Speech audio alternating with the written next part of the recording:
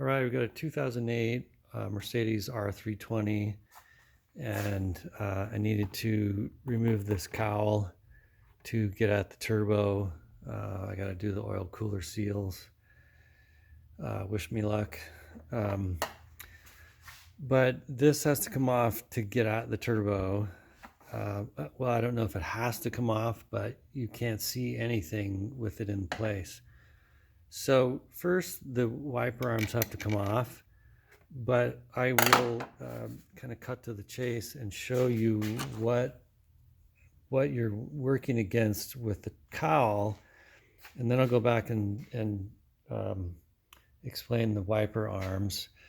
So this channel here is glued to the bottom edge of the windshield, and then there's this slot. Okay, and then I don't know if you can see, but there's this side of it has a little step or a barb, and then on the bottom of the cowl there's a tab, and it also has a little barb, and so it's locked in there really good.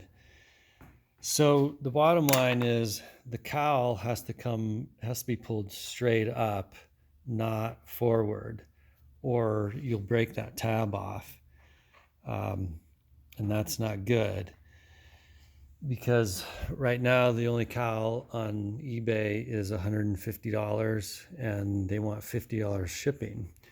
So I think what would work is if you start over here a little ways away from the edge and using some pry bars or screwdrivers, get your fingers under the edge of the cowl and then kind of work out towards the end of it, your other hand holding this out of the way, and then pulling up on the cowl out here where there's no channel or no slot, and then if you can get it started, get it unlocked from that slot, then just work your way across the windshield. But again, it's got to come straight up and not any movement this way or this way. So I had a bunch of the tab break off, and then on the passenger side, a big section of this channel came unglued from the windshield. So I'll probably have to take off the whole thing and clean it and re-glue it on there. So that's the skinny on the cowl. But before you work on the cowl, you got to get the wiper arms off. If yours came off easily, then you're done with the video. But I had some trouble getting the driver's side off, so I'll show you what I did and what worked and whatnot.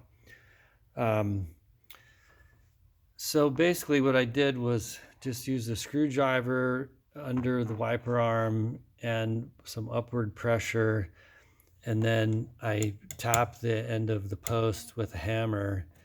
And obviously you don't want to really bang away at it because you'll end up breaking this. But they're tapered with some splines.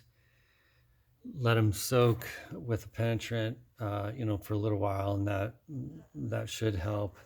So these two came off easy, and so I thought I was on my way. But the driver's side did not, and you can see it's a little more rusted and corroded.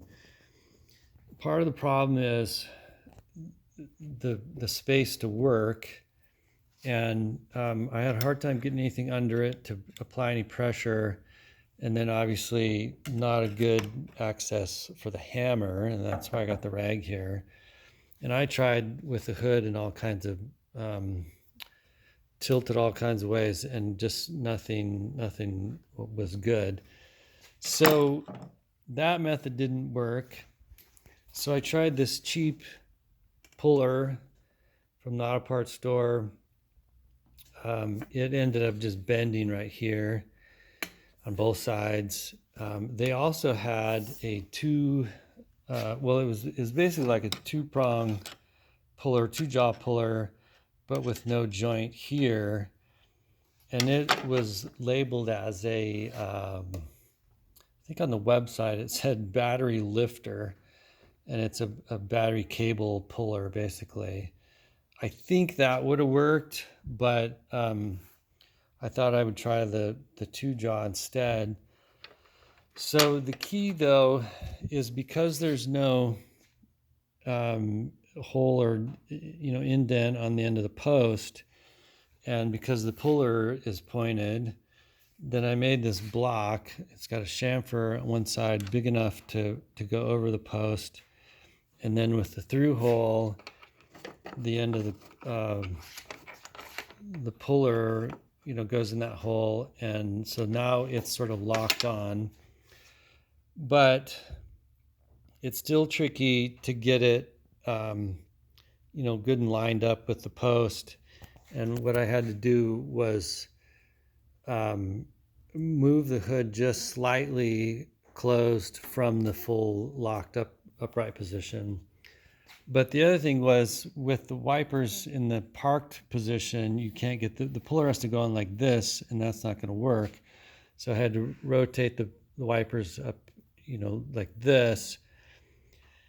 And that's when I discovered that they don't work with the hood open. So did that, was able to get the puller on there, and I didn't have to get it real tight, and then the wiper arm popped off. So then I was able to work on the cowl, and now I'm done with the easy part. So anyway, that's the deal with the cowl. I don't know for sure if the gas-powered R-Class is the same or not, but or if there's much reason for the cowls to come off on those, since there's no turbo in the back like that. So anyway, good luck to you.